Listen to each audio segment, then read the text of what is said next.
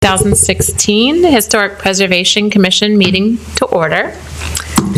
And we're just missing one board member. Jeffrey, did he happen to call, or? I haven't heard from him. Okay, so hopefully he'll show up in a couple minutes. So we have a quorum, so we'll move forward with the approval of minutes. Has everyone had a chance to review the minutes from the last meeting?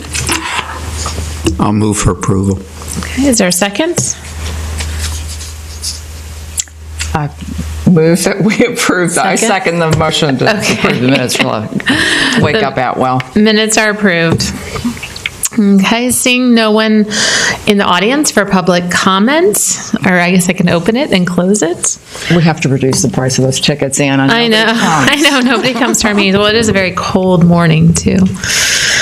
We'll go ahead and move on to old business. The first matter will be the historic plaque design, and I'll turn this item over to Deborah Atwell to give us an update. You're not awake yet. All right, I've had some conversations with Jeremy, the poor fellow that has to deal with me at Erie Monument. And the two concerns that I had, if you've had a chance, Tammy, I'm assuming you forwarded some of that propaganda to... I did not. Okay. Well, this will take a couple extra minutes then. But anyway, I had some concerns about two things: the degree of detail work that we were going to ultimately end up with on the coin, because there's a lot going on in the design. And then the other thing that suddenly came to my attention was the fact that there might be problems with the finish not being exactly what we had described. So we reviewed mainly those two things. And I think we're doing all right with the detail work. My concern was mainly that it would look too crisp, and we're paying the biggest price for having that three-dimensional bas relief as opposed to just one raised height when you're working with something that's embossed in a way. The more detail and gradations you have in there, the harder it is for them to produce that, and the more you pay for it. So what they showed me, and a lot is lost just in a photograph online, looked like it was just one dimension, and so we reviewed that. And then the other thing was it looked too crisp, like it was cut out with a razor blade. And the thing I think we're trying to do here is capture, to the extent that we can, the look of a coin that not only has been carried in someone's pocket, but then maybe has been, on the bottom of the ocean for a while, just something with some, vintage look. So as much as we can get that, I thought we should try. So I think I conveyed that to them, and I think it's not going to be exactly, but they're on the right track. So I think we're okay with that. As far as the finish goes, that was, I'm really glad that came to my attention, because I'd like to show you what we were in for, and that was the material is bronze, and so you think, well, that's just such a grand, lasting material. Lovely, grows more beautiful over the years. But what they do is, by putting that anemic lacquer and the patina finish on it, is they produce something that looks really like it just has urethane and black spray paint on it. I mean, it really was just had that mass-produced. I mean, you wouldn't even, I don't think, guess that it was bronze underneath all of that. I mean, it wasn't even this convincing, whatever that's made out of, and that could be wood for all I know. Probably is. Did it look like there are other generic plaques? Exactly. I know what you're talking about. So, If you want to pass those. oh yeah, you do have it. So in fact, here, we'll just pass this down. I brought the iPad, but thank you, Tammy. This will save the day. So these definitely are the ones that we don't want in this fellow's face, and he really should have had some dental work done. this really represents their highest priced finish. And I thought, that was pretty appalling, his appearance aside. So, and then if you look at all these others, this is pretty much what everybody ends up with. So here you have a really dark version where all is lost. Now that does look like a coin, though. I will say that. That one actually looks like a coin. It does, but it falls a little short of the mark conveying any kind of sense of design or anything. And then here, it's brass, but that's like the last thing that you'd ever, it's bronze, but it's the last thing you'd ever give it credit for. And then the last one, again, is very typical. So like if an address this, plaque. and I'll pass this down, so question, if this is the best they can do Well, it's not. as far as, okay. That's what everybody just gets, that's just send us a historic marker or monument, and that's what they get. So in a way, here, let me see if I can pull these up and show you we'll review what we approved. And it is more along the lines of this. Okay, the Abe Lincoln one is my personal favorite. To me, that says bronze. Can you see, George, down there? Want me to pass? No, I'm okay. And then if you also swipe here left, you'll see another representation of, I think, the appropriate finish for what we're So that's a more aged look with that aged patina, right? And I think it's, it's a tribute to the material too, instead of trying to disguise. You see, this is not. Did they say anything about where in Florida as far as bronze? It just darkened? Does it darken? He said it's kind of unpredictable that the metal will all age differently, but that typically people are happy with that. And then they would also have, of course, the option of buffing it out and cleaning it if they wanted to, to maintain it and keep it bright. So I think if we're trying to capture the look of a shiny gold coin, I think the thing to do is to not finish it and to just have a buffed finish. So that the good news is it's a lot cheaper. So it will be, I think, more affordable to a lot of people. They'll be less reluctant to purchase one. And I suppose if they became tired of cleaning it, but how hard is it going to be? How much of a chore to clean a 9-inch plaque? I don't think it's that onerous, so. Did we decide? Did we decide where it's going to be placed? Is it going to be placed like under an eave? No, well, or it depends on the house's construction, I would think, but next to the door usually. Okay, that's what I wonder, because most of the time, if you put it like on your front, if you've got a front porch or an eave or an overhang, then the plaque would have some sort of protection from the weather, is what I was thinking. So I didn't know if we were going to decide where to recommend placement or. Typically by the door, but I don't know. As long as it's visible, I think, because it's a, source of pride. So I think, and Deb, I think that the main culprit here in Florida is humidity on a constant basis. That's what eventually affects, the finish of something and causes it to oxidate. So if they can buff it out, they can give us that high finish, just buff it. And, but the minute they put something on it, it really, produces that kind of a fakey look. So. Question. The lacquer that you're talking about having applied to the surface, what purpose is that intended to serve? To maintain its brightness or protect the metal in some way, or? Well, not really protect in a sense that it's going to become so corroded that it, dissolves on you, but just to keep the bright, shiny appearance. But what you're sacrificing is the authenticity of the metal. It's not. You hit the name right on the head, and I'm questioning why we would want to see a bright, shiny, brand-new plaque on a 1920 house. I think it'd be more in keeping to let the bronze even degrade to the point. Bronze will generally, when it starts turning, it'll turn kind of a green shade, depending upon, interactions with other chemicals. And I don't really feel like that lacquer is going to really provide much in the way of protection anyway, because over the years, I think somebody had mentioned humidity. There's a lot of road dirt and road dust downtown from the streets, and mowers going on next door and blowing around, and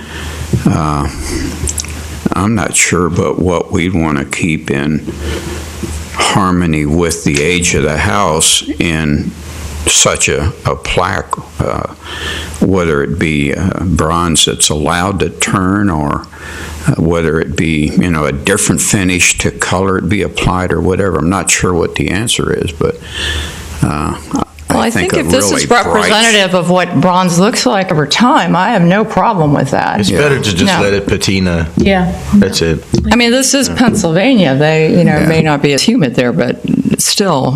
And if that homeowner wants to do something with it, they feel like it's not bright enough, you can take bronze polish, or, like you can with silver polish or whatever, and, they can dress it up I would themselves. think so. Yeah, because you're talking about something that hopefully, if the house is at this point 50, 60, 70 years old, you're looking at a plaque that's going to last hopefully another 50 or 60 or 70 years. So I think the importance, more so than trying to protect it and make the finish kind of false to the house, would be to just assure that the design is such, with, as you say, too much detail would be probably take away from it. Too little, might not lend to the most positive scheme.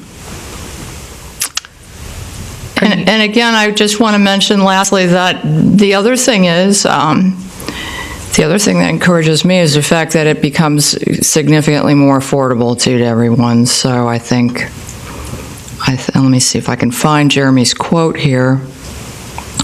But certainly I can send these emails to Tammy, and she can send them to you. But, the point is, it's not more expensive, so it's not really a consideration. I don't think any of us are going to complain about it being more affordable. How much is it? The plaque itself? Yes. Before they were $2-something, and now they're under $200, well under, like $170 something. Question for you. Yes. Has it been discussed that the more plaques that are purchased, they come down in price? Yes, and they do them in groups of, like more than one. It's like more than 10. I don't know if we'll ever have that large an order, but yes, you do save a percentage. They quoted us as savings. Well, I'm even thinking terms, not even necessarily in groups. Maybe I think we're plan to purchase 2 to begin with, but maybe they give you a price break on 5. But I'm more interested in, let's suppose we get down to the point where they're selling their 50th or 60th or 70th plaque. They should start coming down at that point, because that mold, that initial design work has been done. So they can take the design work and what they have into it, and I would think substantially, reduce the price, much like a used car. Once it's built and it's been used and it's created, it would behoove them to sell it at a lesser price to sell more than it would be to hold out and have that model sit on their shelves for months and years on end, and and they're not selling anything because they maintain a false price floor. They do come down in price when you do, more than certain numbers. So but eventually they don't just, give them to you at a greatly reduced price. They're still doing the work. And I know the company's been in business since probably the first house was put together in America. They've been there a long time, so they're probably not going to, I'm very persuasive, but I don't think I can talk them into restructuring their entire pricing But I would policy, say, but I I would just ask them, hey, look, let's suppose somewhere 5 years from now, we purchase 50 plaques from you. Is there you mean in anything one that fell you can swoop, do? 50 plaques at one time? George, I love you. That's a keep dreaming the dream. No. That's great. I got it. Just thinking of the business I think, aspect. if we were to place a gigantic order like that, I think they would be impressed. And that at that point, we could step in and ask them for special consideration. That's great. I wanted to make sure that now you are happy with the 3D bas relief. It's not As happy as I can be, there's a lot of blind faith going into this. So I'm going on the fact that they've done this for a long time, and I'm, counting on them not to disappoint us. So what's the next step now? Does this need to come back to us again next month? I don't think so. I think have to make any changes and have us look at it and review it? I'm going to have them just, for grins, give me one sample that's representative of the coin with the Vero Beach lettering on it and a number at the bottom, a random number, and just to make sure that the font is good, and then I think we're good to go. So is that something you want to bring back to the board, or if does the board thinks it's necessary? Does the commission want to just turn this over to Deborah, or do we want to see the last final draft? I think it would be incumbent upon us as members to do so because we're responsible for spending money. So I think it's something I would be comfortable with. I think Deborah's done a great job, and I'm sure the final product is going to be something that will be acceptable. But nonetheless, because it does involve funds, I think it's incumbent upon us to take one final peek at it. Very good point. Would you be able to communicate that with the vendor and let them know that we'd like to have that final a week or 2 weeks before the meeting? Maybe a week and a half before the meeting? Absolutely. That's not a problem at all. You want to give me a date, Tammy, or that way that'll be better? Debbie, where are they located? Erie, Pennsylvania. Oh, so in other words, we can't pay a visit and look at it in person. Erie is nowhere near here. And this is what they refer to, again, we've got another gentleman's profile, but this is what they refer to as being their bright finish. Now, I told him I didn't think that was very bright, but that's a wire brush bright finish. You might have passed your phone now. Yeah, see if it'll stay up, but... Maybe we can ask them to have something to us by February 25th. Sure. So Deborah, if you want to relate that to them and have them send it to me, then I'll make sure all the members get it. Just tell them we're very eager to move along with this. All right, are there any other comments or questions regarding the historic plaque design? Okay, if not, then we're not quite ready to move on to the next item. And if I may, one more thing. The price for that particular finish would be $179 a plaque. So okay. And it was a little over 200, I think, before. So yeah, $2 1/4 or something like that. It's very reasonable. Yeah, so 179 is, and I was going to propose too that we could put together a little one-pager, or not even, that says caring for your plaque. So if someone buys one, we could give them instruction on how to take care of it. And good idea. if it needs, letting them know that the patina is part of the character. As it ages, that's part of the character. But they can buff it if they would like to make it shiny. All right, wonderful. I'll just need to wait for Mr. Childers to come back because the next item is regarding the letters to property owners. Actually, I believe we all were given something this morning, so we could maybe take a minute to look at that. Right, the letter was passed out this morning, so.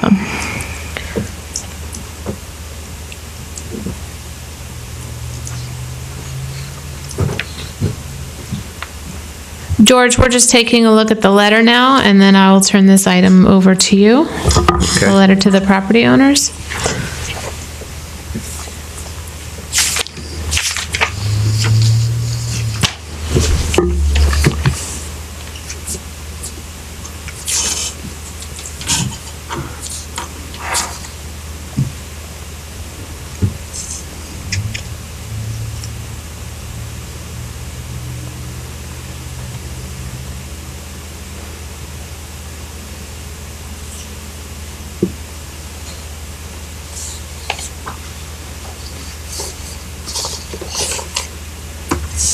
There's one correction based on spelling, historic instead of historical. We talked about that before. Demonstrate historic, in the first paragraph, the last sentence, Right. demonstrate historic significance instead of historical. Okay. And the planning department phone number is incorrect. Okay. What is it? 978-4550. 4550. Okay.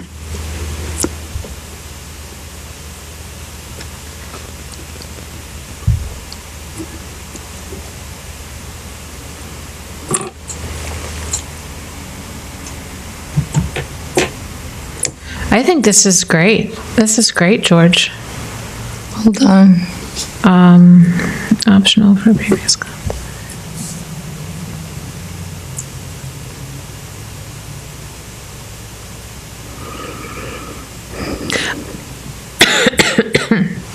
Okay, I see what the end was. If they had contacted us, who do we want to have sign this? How should we have the signature? Yeah, I wasn't sure. I assume that's coming from planning department. My understanding was that it was not. It's whatever we prefer. Or would it come right? from our chairman? And of course, we're directing them Commission, back yeah. to the Yeah. planning. Okay, that's fine. So I should, I can add your name as chairman. That'd be great. Yeah, it's a great letter. Animal.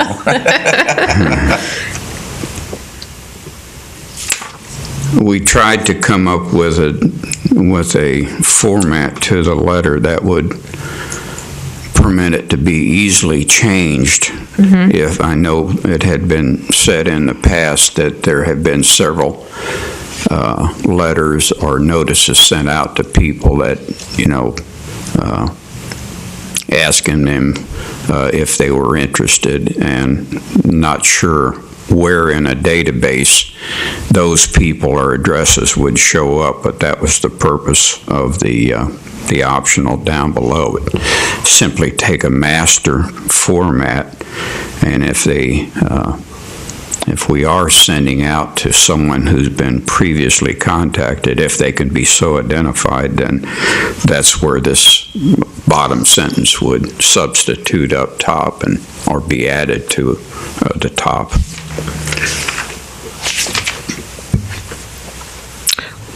Is it necessary to note that the survey was done 20 years ago? I'm just wondering if that's a... Actually, what we might want to say is over 20 years ago, to stress the fact that it is outdated. Are they going And to I get think it's that? I don't know if they'll... No, they may not, but it's good to know that, let's see, that there was, it just kind of gives them context. There was one done. Yes, because they were saying that's, I think it is important to say, because we're contacting them in the next sentence saying, this survey revealed that your property might demonstrate historic significance. So it's really why we're contacting them. We have that knowledge that there may be prior. And on the other hand, too, it occurs to me that if the property no longer exists and that one, it has failed to catch our attention, we won't be. Well, that's what I brought up previously. So they would understand immediately that if this was done, then it doesn't reflect what's happening now. So, okay. No, and I think that can be corrected by the GIS, or maybe you're working on that, George. Yeah, I think the over is a good suggestion, rather than to a specific time. Okay. If it has been over 2 years. Then It was 1990. So then I would say we should add that. I'm not sure, the thing that we fight so hard to combat here is that we're some kind of historic militia. And to me, the first sentence of the second paragraph kind of confirms that.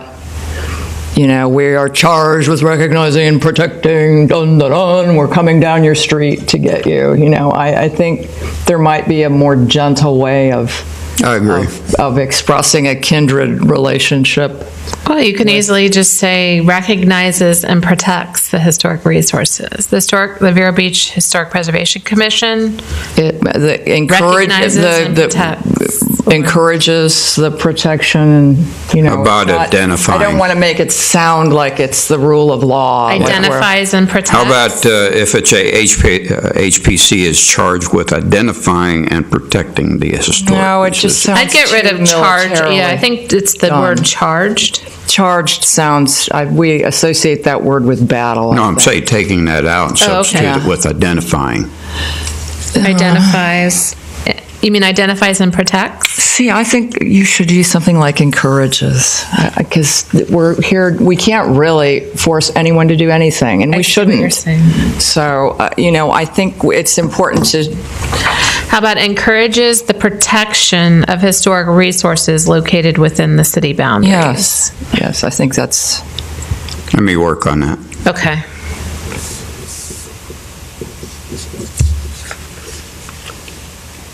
Yeah, I think if we were further along, I do get what Deborah's saying now, because we try to be so careful about being over. It's natural for us, I think, but not for the first time person.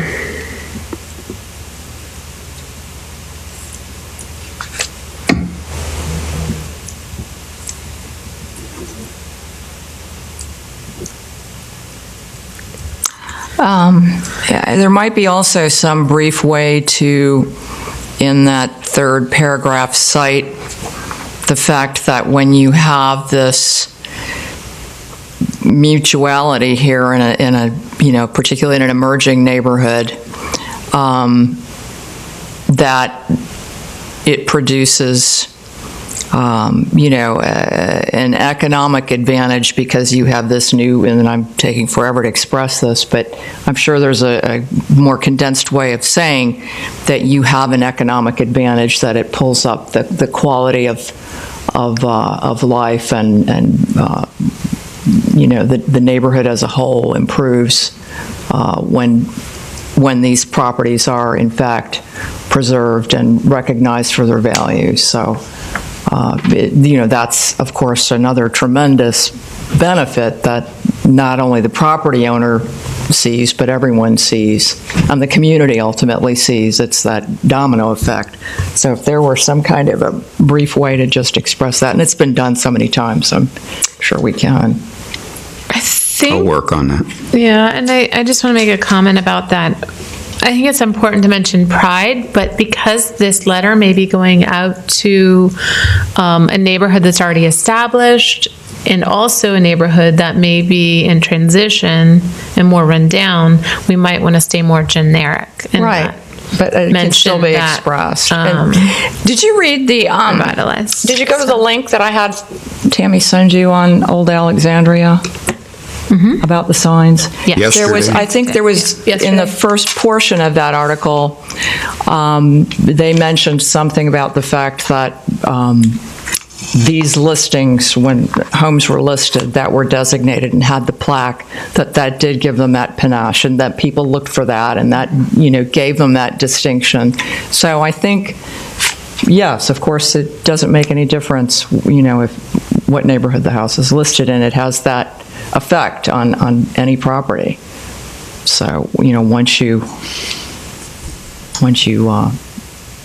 start the process. So, I don't know. But again, I think that would be the place to put it, where you cite the benefits. Okay. George is going to work on that. Okay. Language. But it's a great letter. Okay. Any further input? George? Okay. The only, not really input to that letter, but I've been working with, I think it's through Tammy's office, with regard to the database and everything. And I know initially we started with like 600 and something names, and that got condensed down to whatever it was, 160 or 170. And the last printout, the last work we did on it, where we went through and identified errors in the addresses, we've come up with actually 96 names. And I presume that this is the list that we're going to be going off of. It was emailed January 5th. So do we know why the list started, was condensed down to 160? Does that represent demolitions? Does that represent? Our GIS department has been working on that. I've not been involved with that, but that's... Might be good to find out how it went from 600 in the beginning representing that area, But if that was from the survey, there weren't that many properties surveyed. Okay. in the Do we have, what 90s. was the original number? I have it Around? in my office. Okay. but It Yeah. was not anywhere close to 600 properties. In the city of Vero Beach? Okay, Yeah. built prior to 1940. I want to say somewhere around 300. Okay. So maybe that was a boundary. I think the original idea was trying to remember correctly, we had asked them to give us every building built prior to 1940 within the city of Vero Beach. I think that's how we started. So, okay, here's another way to phrase my question. Is it possible, since they're doing all this work, and maybe George has this answer, to find out how many of those buildings surveyed have now been demolished? I think that would be rather cumbersome because you Okay. have to go to the property appraiser. So there wouldn't be, well, you could use the new built date. Is there any Well, field that in would be the, through the property appraiser. right, which they were merging that information together, I thought. No? I don't know. Okay. There'd be another way to do it. It would be, it would take some time and effort. Okay. But when I took this database, I did a sort on it to bring properties that were within, 100, 200 feet or whatever of each other, whether they're on the avenue or the street around the corner, and did a sort on the database to bring those properties together, that if someone wanted to get into a vehicle, it would be relatively easy to drive by those addresses and see what's going on. And I think I had alluded to that the last time, that there were some addresses that obviously were out in the middle of runway 5 of the airport. So I think it's something to continue our credibility that we're doing things correctly and not send out a whole ton of letters, which are costly. I think it would be smart for someone or all of us to drive some of these areas out and physically see. I had even thought of the potential of taking a photograph with the iPhone and being able to come back with it. And if it's a house that's no longer there, it was demolished, then, so be it. Many of the addresses that I found were properties that were addressed, like if they sat on a corner and they were addressed from the avenue rather than street and vice versa. So there was a duplication in many of those databases from that alone. Okay. But I think the next step would be, possibly for GIS and either myself or somebody get together and determine what is the database that would be the final database that we could look at to perhaps do this drive-by thing, because it could be sorted again, and as I said, it would be very simplistic to do. I'm glad to participate in that. If I'm given a list of addresses, I can take the time to do mine and let you know what's been demolished and what hasn't. Let's just divide them up, Yeah, sounds good. make a list and give everybody, because I know one of the families on here really well. Yep. So no problem. Yeah, I see that. Okay. All right, if there's no further comments, I'll proceed with revising the letter then, and then wait for direction on, with regard to looking at the database. Well, how many we have, 96? okay, but if you, in the meantime, when you're ready for us to go out, just let Tammy know, or let us know at the next meeting if it's. And you get 57 cents a gallon. 54. You know, A right, 'cause mile, a as mile. long as we're, A mile. that should be okay, right, as long as we're not together. Together, that's fine. Unless we want to do it together and then have a public notice. Then you have to take me with you. Okay. So separately, it must be. Do we have an address where each of us live? Tammy does, yeah. Because I was going to say, if we wanted to split it up and and it's not something, I mean, you've got 30 days to do it, even if we were to come back with, with our comments next meeting. And if we take 96 names and divide it up, that's nothing. We can take the areas that are next to your house, and you could do it when you come home from work one afternoon. Now, you made a good point about taking a picture to take a bit longer, but it might be worthwhile for us to just take a picture. I think it would be very smart. Because that way, I mean, we're basically not doing the whole survey, but at least Right. we can say, this is what it looks like now. Street front only. Right, So yeah, street front only. Be good for a record. Take a photograph. Okay, that's fine. May I ask a question? What year are we going by? What year are we beginning, or going back to?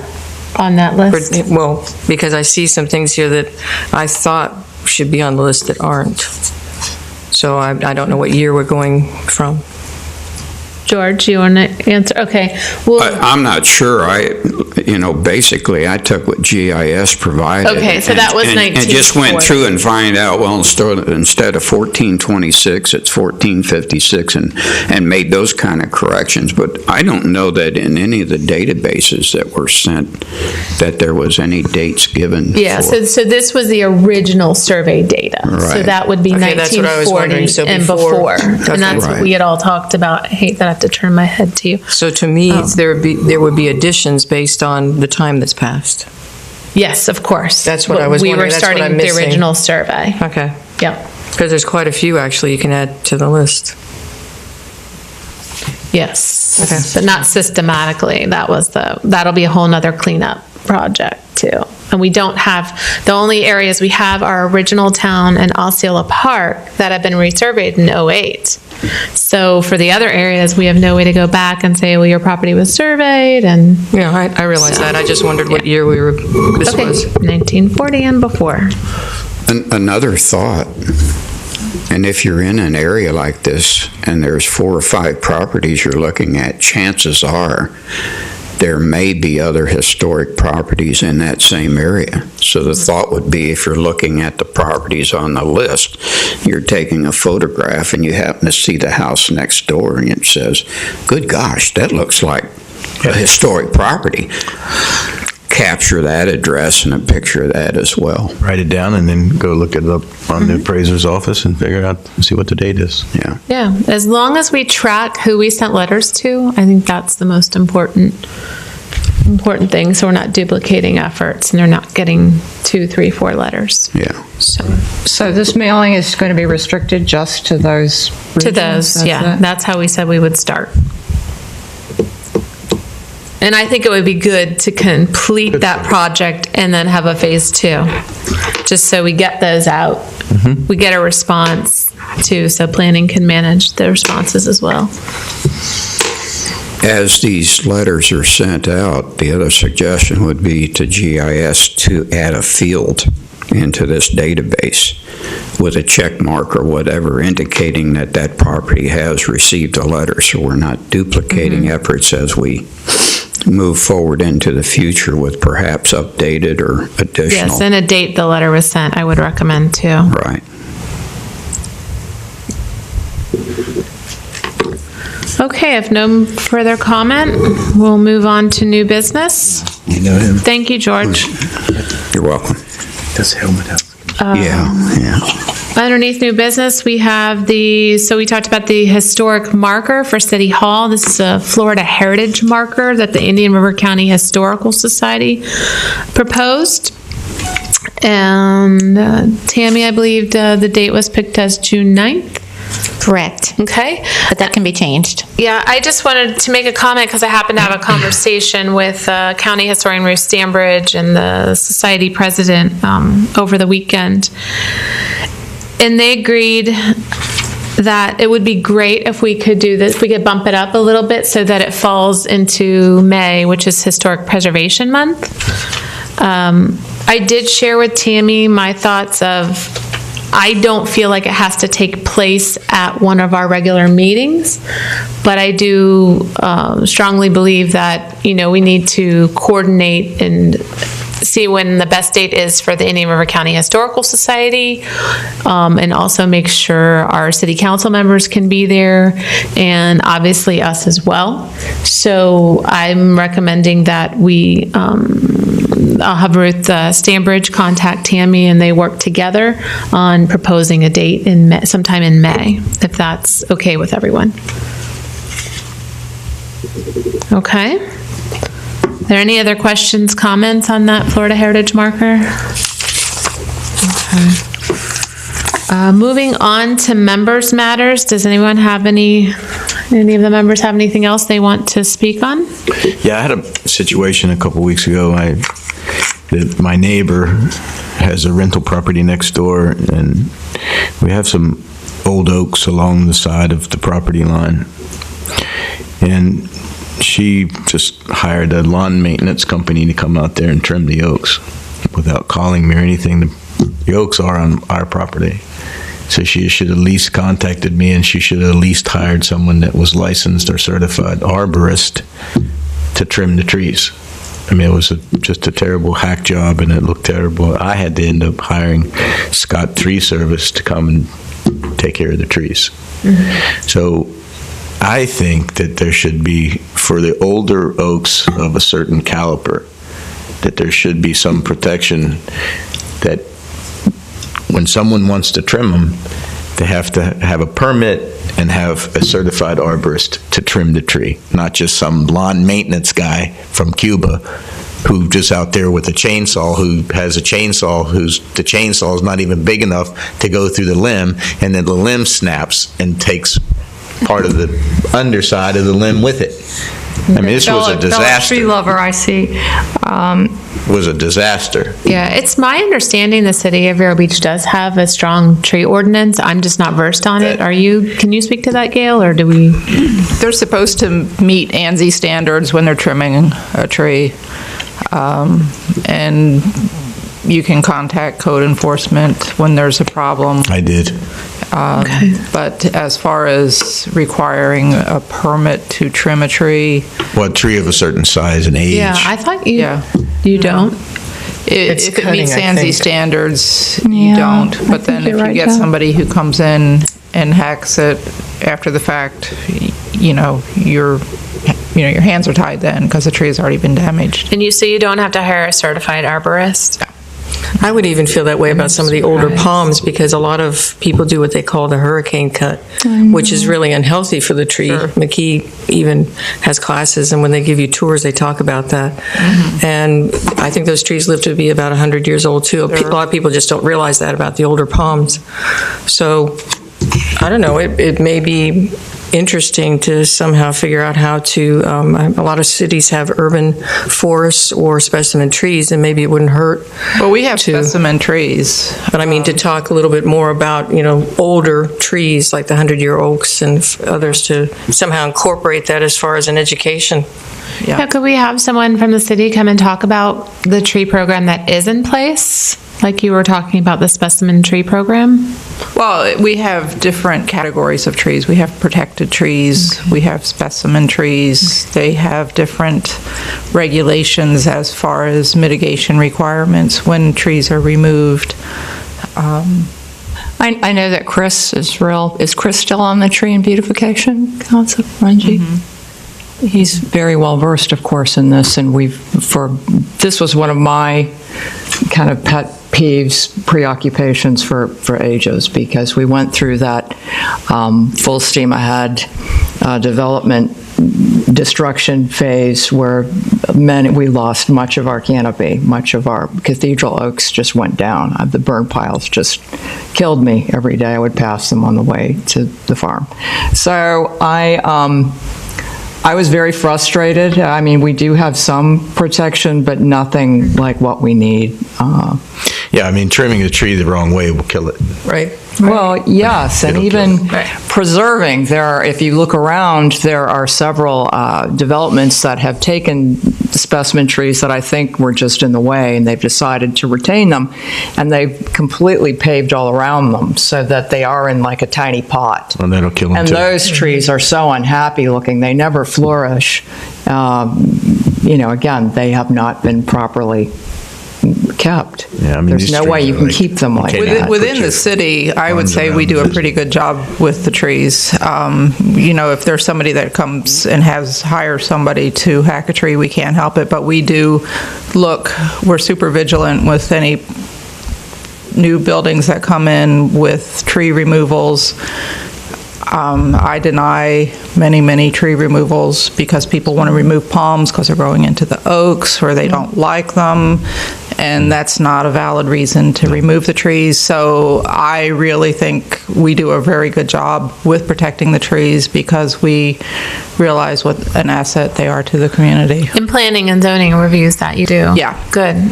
I'm glad you have a voice and that you care and enforce these things. But what about things like, I went driving and observing how the trees that unfortunately were planted near power lines are treated, and they get no regard at all. They're just in the way. A lot of that is done, dictated by the utility commissions. It's not something that we can regulate because there has to be a certain clearance with the utilities. What we look at when we're doing site plans, if there are utility lines, we try to have them, we make them plant small scale canopy trees underneath it. We don't have them plant the live oaks. A lot of times in the neighborhoods, those palms and those oak trees that the power company trims are in the backyard. Yeah. Not highly visible oak trees. Right. And some of them come from our wildlife. Yeah, and a lot of the older developments, things weren't looked at like they are now, but I think we really are proactive with trees. In fact, I'm on the executive commission for the Florida Urban Forestry Council, so trees are really important to me. Would it pay to have a social media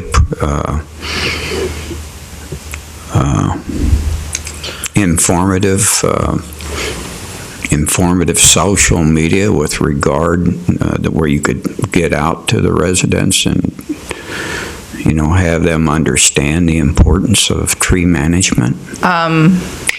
We have 2 planners in the planning department, and things have really picked up. And people learn really very quickly because we have close to 15,000 code enforcement officers in the city, because people call very quickly on neighbors when they find out that something's going on. And if it's during the day, during the week, we jump on it right away. And we did send in, with the tree protection ordinance, we did send information out to the tree companies. So it's pretty well known. I don't really think there's, there might be isolated incidents that happen in the city, but I think overall, people know that they have to come in and get a permit. Yeah, How many state- code enforcement officers? I'm Not just talking officers. about the Oh, citizens. I was going to say. Yeah. The citizens. Okay, The I thought we had citizens. two, not. Yeah. No, I No. mean, So you're talking about The our calls. vigilante team. yes, Yeah. the neighbors.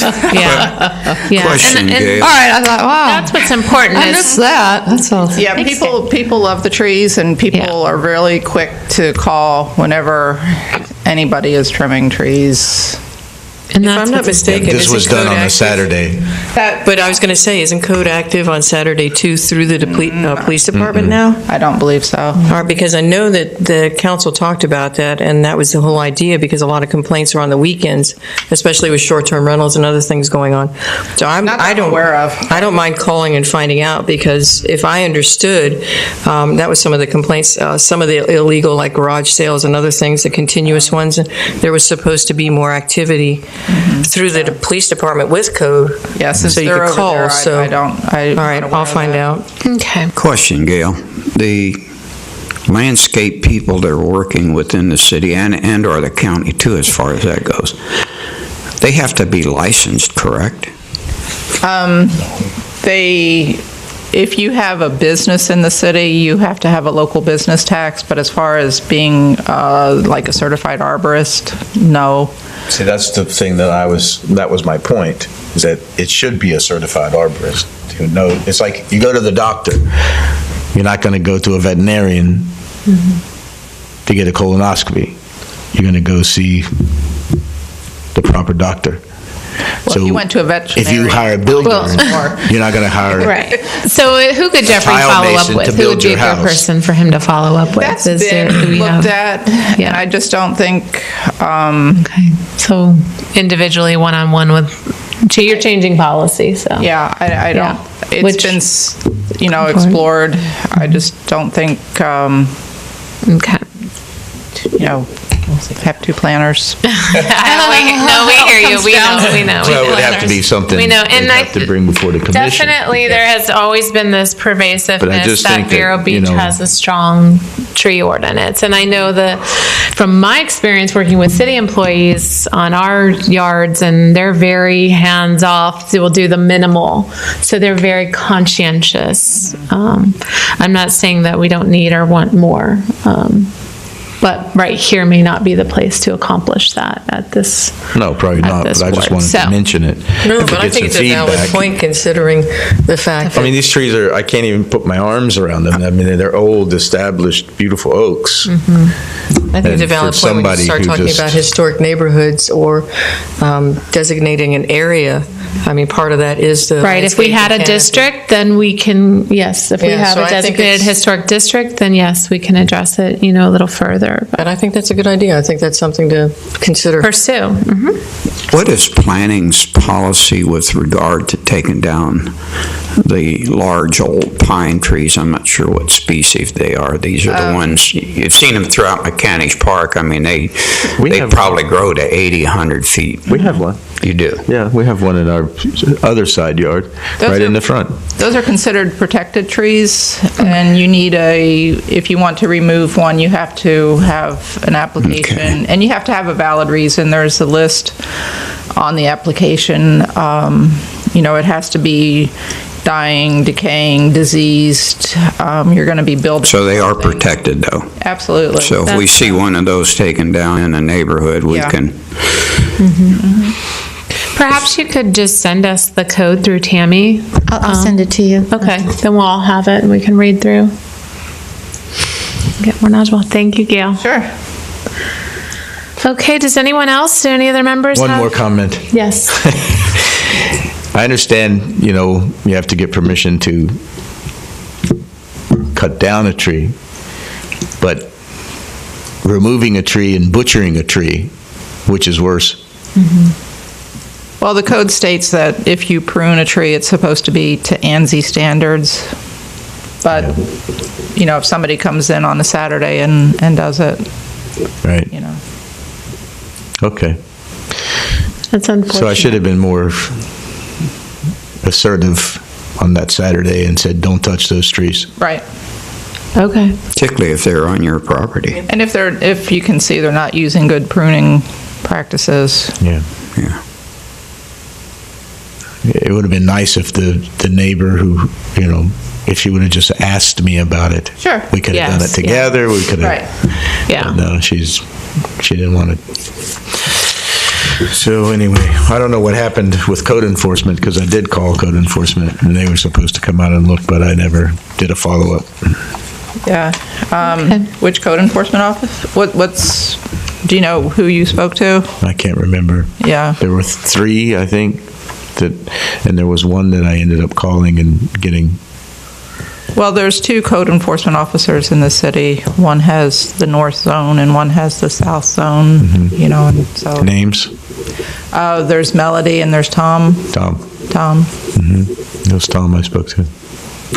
Well, you might want to give him a call back and see if there's any. I haven't heard anything about it. Okay. We had some pretty sad squirrels that weekend. Yeah, I can imagine. Their homes were gone. They were, and it was a cold weekend too. Yeah. It was a cold weekend. I think it was the weekend of that bad storm up in New York, New Jersey. We had our first break of the cold weather. Oh, that's too bad. Yeah. That's too bad. Poor little guys. We're all learning, so thank you, Gail, very much. Appreciate it. Okay, are there any other members who have an item they want to bring? Okay. Moving on to chairman's matters, just really quick. I'll try to be quick. Wanted to let everyone know that our discussion about the Displaced Matters campaign from the National Trust for Historic Preservation ended up in an invitation to me from the Indian River County Historical Society. Their Sebastian Working Waterfront Mullet Fish Fry was this past weekend. And we made these signs, the Displaced Matter signs, and I worked with them to help launch a little campaign, a little showcasing the campaign there, so that other folks too can take that on. So that was hugely successful. They sold out of their tickets, actually. First of all, for the mullet fry right away, but luckily they asked me to volunteer, so that was a great opportunity. That's Charlie Simbler's property up there. Originally, yeah. I started that project, redoing that building. Fantastic. It was going to be a 2-story with a mezzanine up above so that you could, watch from above the guys, tossing the fish and working with the ice and everything. But I think budget concerns. Yeah. Well, it's a beautiful property, and I learned a lot more about the, the cultural heritage of the fishing industry. The Historical Society did work on an exhibit that's also inside the building next door, the Fisherman's Landing. So it was nice to get out of town, so to say, for a little while, but still be local and learn some other history. Also, I wanted to bring up that the Cultural Arts Village will be having their public meeting on February 17th at 5:30 p.m. at the Heritage Center in downtown Vero Beach. This is where the Treasure Coast Regional Planning Council will present its report on the proposed Cultural Arts Village. So the charrette that took place in September, they got great feedback last year, and they've been working on the final report, which will be presented on that February 17th date. So, what time is that going to be? At 5:30 p.m. at the Heritage Center. Has the city decided on who was going to get the power plant? I know they had the bids. I don't have the update on that, but just to finish, I'll bring up, I'll make copies of this flyer too and make sure you get it. But since Deborah Day is right here, her poem, Imagine Too, is also on the cover. Part of it, actually. Part of it. The full of it will be somewhere else. Okay, wonderful. I have never seen a final comprehensive drawing of what that region is being referred to. The cultural arts, they expanded it, and then it was like, have you? It's in the draft. It should, yeah. So it'll be presented at this Wednesday. meeting. Yep. And I assume it'll be posted on the website, but I can find out. Jeffrey, diesel plant, I don't have an update. I'll give you an update if you'd like. Okay, that'd be great. The Marine and Recreation Commission just met on Tuesday night and came up with their recommendations, and their recommendations are going to be taken to council on their next meeting, which is February 16th, next Tuesday. So they'll make those recommendations. A task force was also created with the Chamber of Commerce and some other businesses and property owners included in that, and they have made their recommendations to council. So What about the diesel, the old diesel? the old Plant, diesel plant, that actually, next week, presentations will be given by the 3 different proposals that the city Yeah, that's what I received. was- I'm sorry, I thought you meant, we've got so okay. many things going on. I know you do. I know you do. Yeah, 3 proposals were presented for the old diesel plant. Presentations from the people that proposed them will be given next Tuesday to a committee that was formed to review the plans, and they will make recommendations to the city council on who they choose that the city council should go with. Is the presentations open to the public? They are not. That is closed. They do reopen the meeting and discuss their ranking. Okay. That sounds good. Hopefully we'll get something interesting there eventually. Great proposals. Who forms the committee? Who's on that? It's a city committee with different city employees on it. Okay. I was always hoping that they could preserve the motor inside and not chop it up and create structure art. I'm not sure what their plan is for that. I agree. Well, it's something that will likely come to our board, so we will, since it's a locally designated landmark. Yes. Okay, I wanted to also update you all. I happened to notice that the small matching grant cycle, the deadline was pushed up this year. The deadline is now April 29th. So Boy. in thinking about that, I wanted to throw an idea out there to you all as far as the city submitting a grant proposal. So last year, we went for the CLG grant that did not have a match. We applied for, what was it, close to $35,000, I believe, for a historic survey of McCanish Park. It wasn't a necessarily very dynamic project. It's a basic project that we need to have done. It's a very important and valuable project, but we didn't include an educational component.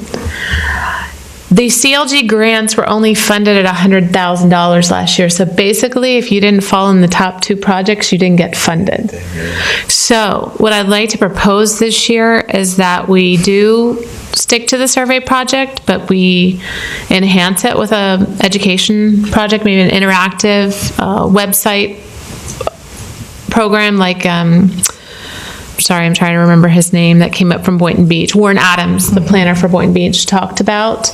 But that we also expand the survey to include the Edgewood area, because of the cultural arts village that's going to be happening there. I think it's very important to understand what historic buildings still remain there and what new ones are there since the last survey. And also include this downtown commercial area of Main Street and that area.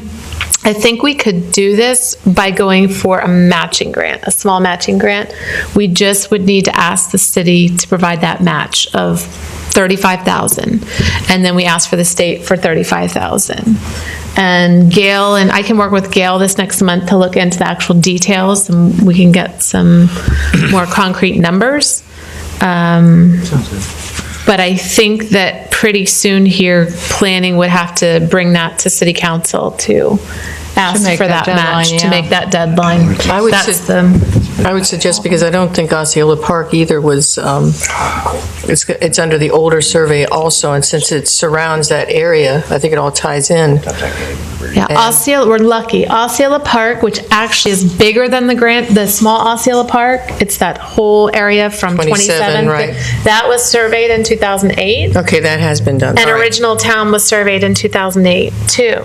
So that just leaves that commercial corridor. Then we're finishing. Of downtown, and we'll be covering all of the downtown west of the tracks to 27th, Okay. at least in, maybe not the whole city boundary, but that historic core of the original subdivision. But I'm glad you expanded it, because I noticed that with his presentation, you dream a little bigger and you throw in the education component, and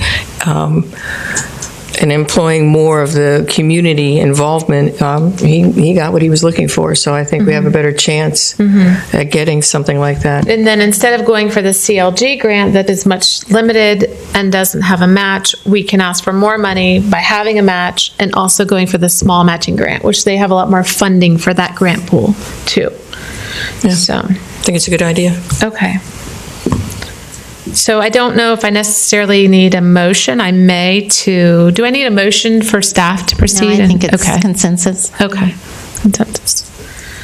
All right, well, I have nothing further. I did have one item, but I'm gonna let Gail speak to that because she has more information than I do, so. I gave you all copies of an email that I received from the state, and it was sent to the CLG partners, and it is, the Division of Historical Resources is hosting regional meetings, and they're hoping to have some participation, and it's going to be going over the current plan, which runs from 2012 to 2016, the Comprehensive Historic Preservation Plan, and they're looking for their next the 5-year plan, and they're just hoping to get some input, and got the included in the information is the different locations and the dates. So I just want to say I'm super, super excited for this, and I'm going to tell you why.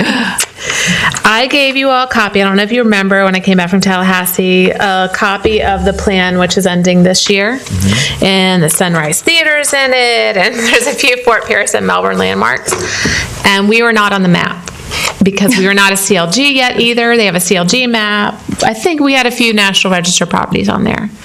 So I'm so excited to give input and hopefully get a picture of one of our historical landmarks in this 5-year plan. So I had to interrupt you just to say that, but I want us to be in this next book. I hope so. But I do plan to go to the one in West Palm Beach on March 3rd and participate.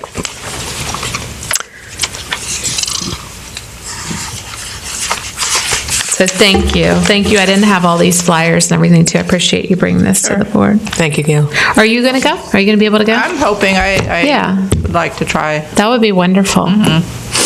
Just as a side, I should have mentioned this under Members Matters. Did y'all get the email I sent about the calendar of the convening arts culture informational session that I had attended in January? Yes. So if you That go to was the calendar page, it Department gives of you- Cultural Affairs came Culture into Affairs, town. right. Mhm. And Go they ahead. had if you go to the calendar page, in January, it talks about their grant writing program, and historic arts, of course, fit into that, and also their study and what they came up with, their survey and such, and where they believe they're headed. So I think it would help as far as tying in with information. Yes, I was supposed to go to that meeting and I could not go. Did you go to the local meeting here at Riverside Yes, I Theater? did. Okay. Will you share with us what they talked about in regards to any historic preservation projects? Because I know that they've kind of separated themselves from the Bureau as a different group now. What kind of projects might be funded that maybe the historic preservation? Well, there were some group? interesting things that came. 2 years ago, I attended the convening arts that they had at that time when they were first starting out, and basically they were all structuring themselves around artists and the lagoon and trying to bring awareness to that. Okay. So it kind of shifted more. They took more of a survey, and this time now they want to add sports, and I'm not really sure why they want to add sports, which was interesting because I don't see it as an arts, and it's going to be interesting to see where that goes because the sports already now gets quite a large share of state dollars, so that might be a concern that we'll have to watch out for, how they blend that. As far as the historic venue, they're right now taking surveys. That's why I suggest to go to the calendar because they're talking about some of the things they're doing now.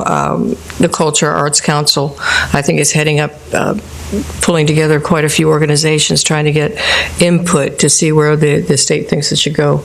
So they already did a survey about where they think they've come from, where they think they're going, but they're doing a little more detail now, and they're getting more funding, and that's part of what spurred them as there seems to be more access to funds, so. And I don't see why it wouldn't tie in. I mean, the state's always recognized the historical arts, so it's just, who's in charge now and how things might be more separated, like with including sports. So it's just something to be aware of so we know where it's going and see where we fit in. Okay. Make I'll take sure a we look. stay in the picture. Okay, take a look. Does anyone have anything else? If not, we'll adjourn. Thank you, everyone. Thank you.